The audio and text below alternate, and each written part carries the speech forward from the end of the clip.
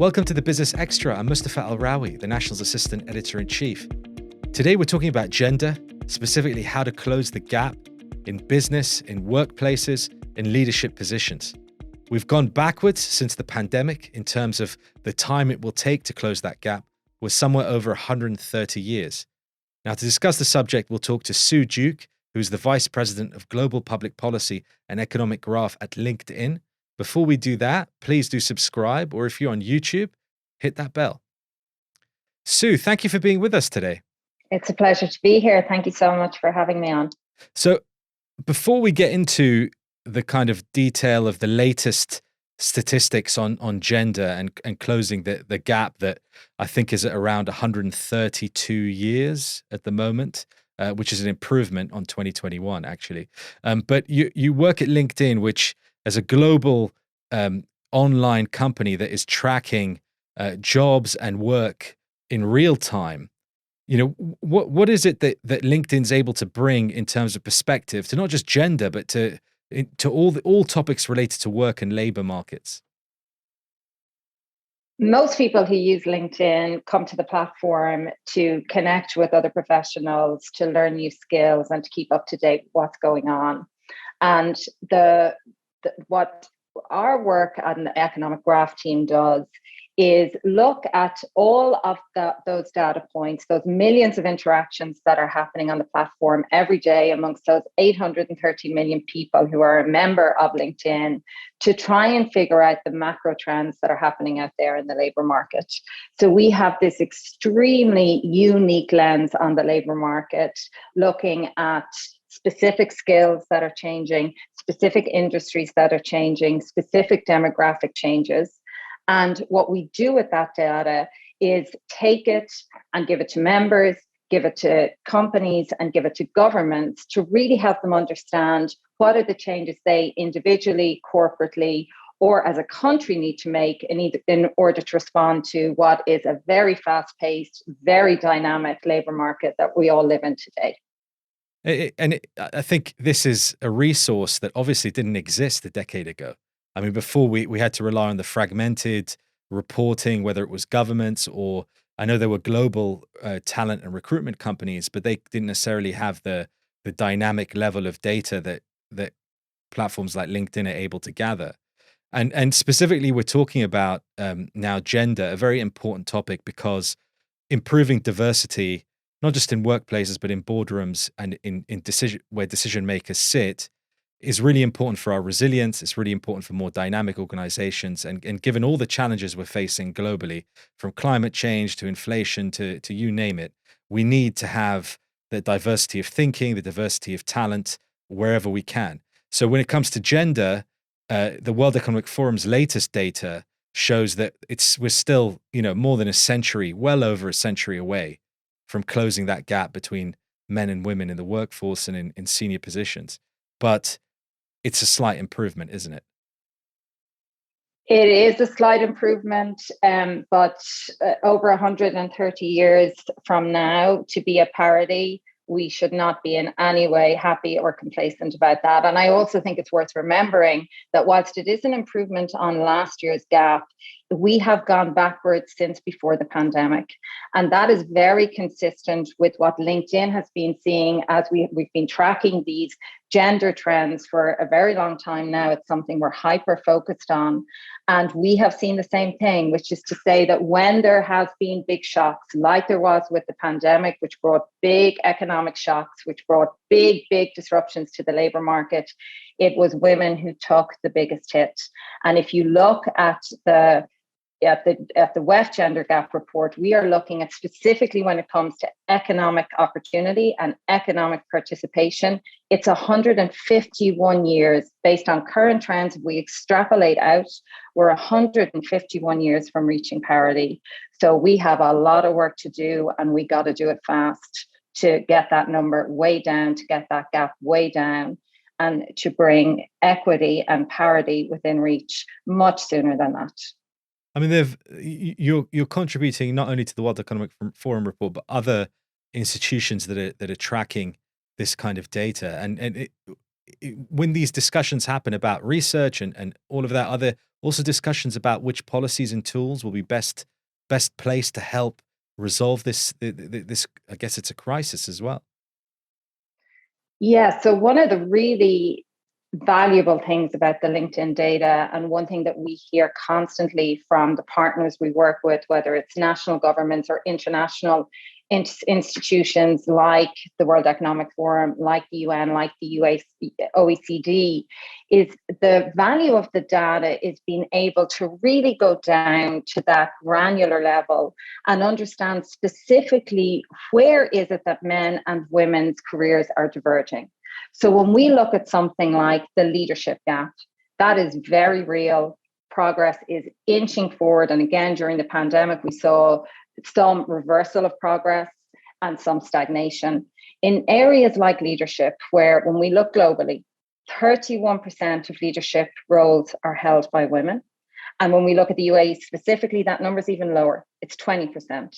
So 1 in 5 leadership roles are held by women in the UAE. When we dive into that and try and figure out what is going on there, what happens before that leadership point that has led us to that, the data is enormously valuable because it allows us to see where those gaps emerge. And there are 2 specific gaps in the report where we're shining a light to say, look, these are where there are significant problems. We have got to target our efforts, our resources, and our policies right here. The first is getting into that first management position, and the second is getting an internal promotion. So when we look at that move from that first significant move into a leadership role, which is from an individual contributor role to a manager role, globally we see a 9% drop off. Right there. So at that first, you can think of that management role, that first management role as your first entry point, your first stepping stone into becoming a leader. Already, there's a 9% drop for women. So we are highlighting that specifically so we can start to target our energy at that point. We have got to start focusing as organizations and as government at women at that pre-manager role so we address that first gap. Similarly, internal promotions. We have a problem there. Globally, men are 1/3 more likely to get an internal promotion than women. It's a little bit better in the UAE. We're at about 22% there. Still not right. Still needs to be improved. And we are again highlighting that to say organizations, companies need to look at their own policies and practices, and they need to ensure that we improve those numbers.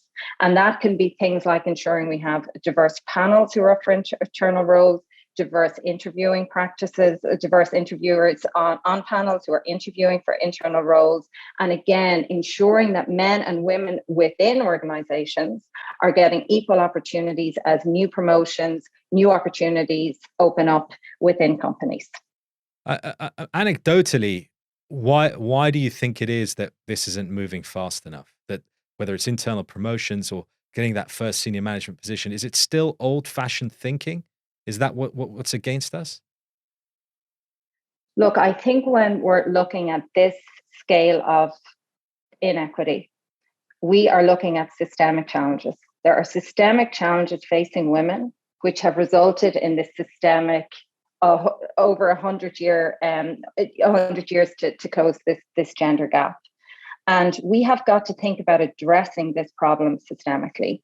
And I think there's a couple of key things there. I think there are policy and practices, and I think there are cultural changes required as well. Again, what we are trying to do with this report is really focus in on what are the policies and practices, and specifically where are those inflection points where we need to address inequities emerging. There are 3 key areas there that we think we need to start focusing on. The first is around getting more women through the ranks of those organizations so that they're getting into those leadership roles. So again, that internal mobility is absolutely crucial. We have to get organizations looking at that. And again, we've identified a specific problem at that first manager level. If we don't start focusing on closing the gap there, obviously the further you go, the further that problem is exacerbated. So again, globally, when we look at what's going on, we see that women are almost parity when it comes to entry-level roles. But When we get to that manager level, so we're starting at roughly 50%. When we get to manager level, we're down to about a third. And then by the time we get to C-suite, we're down to about a quarter. So again, we have to change those policies and practices so that we're bringing women through internally within organizations. Secondly, we've got to focus on hiring women from outside organizations into leadership roles. And there we see a real need to focus on hiring practices fundamentally. So ensuring bias is removed from job descriptions, ensuring that we have a diverse panel of candidates put in front of interviewers, and ensuring we have diversity in that interview panel as well. And thirdly, looking at policies that are being offered to female leaders when it comes to family benefits and flexibility. And that flexibility point is the third key one, I think, that we have to focus on. We have seen time and time again that is something that is crucially important to women if they are going to be able to manage care responsibilities and professional responsibilities. And one thing we're advocating for very, very strongly is that we change that cultural mindset when it comes to flexibility, not just when it comes to women, but when it comes to men too, and normalizing flexibility in the workplace, allowing both men and women to juggle the responsibilities that they have outside of work is going to be fundamental to ensuring that they become equal within work. It's a lot of insight there. And I think the latter point you made about flexibility, to a certain extent, that's become a really live, hot issue because of the pandemic and remote working or working from home. And we still haven't seen how that's shaken out. Although if in some markets that the power is with the employee that is now choosing to leave a role or choose a particular role because there is flexibility and remote working or whatever might be involved, then that should help that latter problem you're talking about. Yeah, you're absolutely spot on. One of the things that we talk about a lot about at LinkedIn is the Great Reshuffle. And that's exactly what you're talking about, which is this fundamental reimagining of work that happened during the pandemic. We all started to think about not just where am I working or how am I working, but also why am I working and what is it that I really want from work. And flexibility has been the really, really big theme that came through, not just for women, but for men and for workers across all demographics. So a particularly stark statistic to really bring this home: before the pandemic, right before it hit in January 2020, if you went on LinkedIn, 1 in 61 jobs was a remote job. If you go on LinkedIn today, it's 1 in 6. 1 in 6 jobs is being offered as a remote job. And that gives you a really, really strong sense of just how fundamental this shift is. And frankly, just how big an opportunity that provides us to reimagine how we work and to make work for women in a way it hasn't in the past so that we can achieve equity. And that, again, we need to think about how can we capitalize and turn the crisis of the pandemic into an opportunity. And you're absolutely spot on that fundamental shift in work that we've seen across the board is one of the key ones. And so to go back to the former point you were making, Sue, about if at entry level, we're seeing some, close to parity in terms of men and women being hired, but then the big drop off comes with that first promotion into management roles, which seem to be going more to men than women. Does a shift to more flexibility help that or hinder giving women the opportunity if they're not physically in the office, if we aren't physically in the office as much as we were before? Yeah, it's a great question. What we do see very, very clearly is that women want flexibility more than men. So on average, women are 26% more likely to apply for one of those remote roles than men are. And that really drives home just how critical flexibility is for women and what a crucial role that flexibility, that ability to manage their care responsibilities and personal responsibilities with their professional responsibilities is for women. But to your point, we have to introduce that flexibility and normalize that flexibility for men as well. What we don't want to happen is that double shift, that so-called double shift, where women were managing care responsibilities and professional responsibilities during the pandemic. We don't want to see that exacerbated. And in order to avoid that, we need to ensure that there's that equitable sharing of all responsibilities at work and at home. And the way to get there is to normalize flexibility for everybody. So I guess if I'm a manager or I'm on a panel and I'm trying to choose between candidates, and you have candidates of equal ability, let's say, and this is for that first management role that you're talking about. Maybe we can kind of talk a little bit about what would be the benefits of helping close this gap at that level.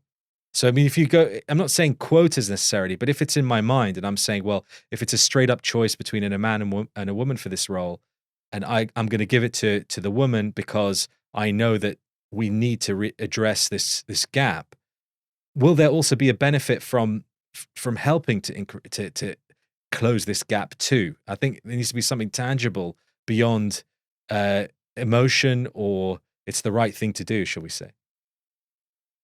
You said it yourself at the outset, which is we know very, very clearly, all the studies, all the literature tells us very, very clearly that diverse workplaces are successful and productive workplaces, and diverse societies will be the same. And so it is crucially important that we do close this gap. And we know that when we have this gap at that first entry point into leadership, if we don't improve that, then that it continues and indeed is exacerbated the way through up to the most senior leadership level. So by the time we get to C-suite, and to your point at the outset, when the decisions are being made, when strategies are being set, we are at 25% representation for women at C-suite. So we have got to improve the pipeline of women from the start right through up to C-suite, if we're going to ensure that we achieve that equity in the workplace, and if we are all going to benefit from more equitable and therefore more successful places of work. So if we focus on the Middle East, North Africa, I saw a couple of points. One was that the gender gap is 115 years. It looks slightly better, but again, I mean, to your point earlier, we're falling behind compared to before the pandemic. But also the other point about entrepreneurial spirit, if you like, that women in this region are more likely to start their own business, to almost accelerate, closing that gap, doing it for themselves, essentially. Yeah, it's off the charts. That during the pandemic specifically. So what we have seen is a longer term trend. Again, we've been looking at this area for a very long time, and we have seen a longer term trend, which is women striking out on their own and setting up their own businesses at a faster rate than men. But that went off the charts during the pandemic.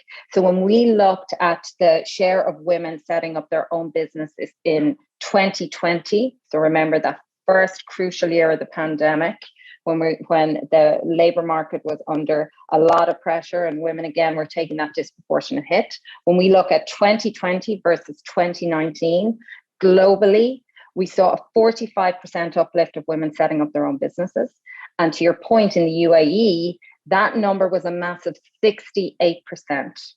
Now, we know that some of those women were setting up new businesses because there were new opportunities. The pandemic threw up opportunities that hadn't existed before because of the way work changed, because you could do things online that you couldn't do before, and that reduced setup costs, etc. But we also know that many of those women set up their own businesses out of necessity. And we're calling some of those women necessity entrepreneurs, which is to say that they were so hit by economic headwinds, by inequitable workplaces, and again, this inability to cope with managing these care responsibilities and work responsibilities, that they stepped out of their roles, the roles in organizations that they had, and set up on their own.